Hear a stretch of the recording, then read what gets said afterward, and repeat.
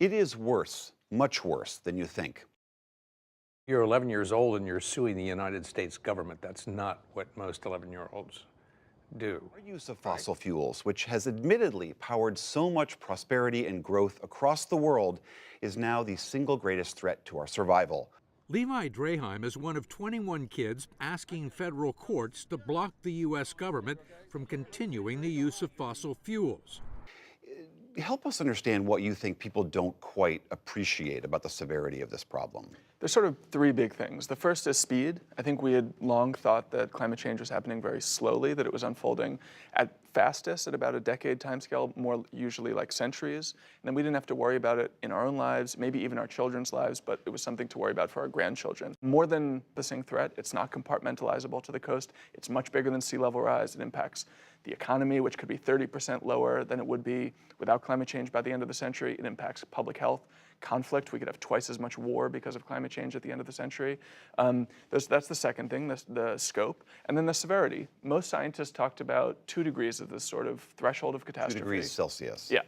And that's about twice as much warming as we've had today. They describe that threshold as the threshold of catastrophe.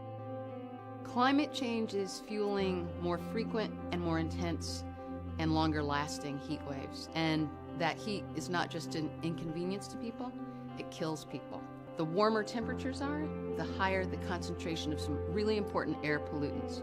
Breathing ground level ozone smog can irritate your eyes and your throat and really damage your lungs and airways.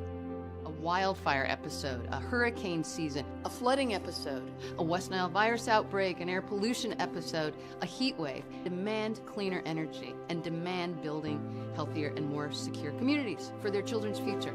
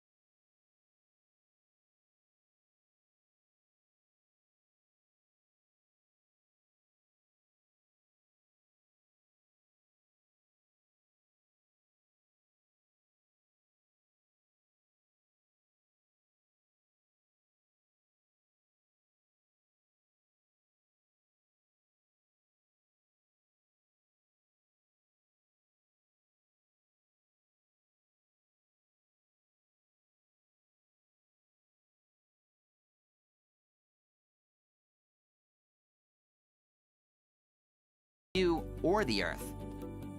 Here are some other possible symptoms of planetary fever: shrinking glaciers, shifting plant and animal ranges, sea level rise, more intense heat waves, stronger hurricanes.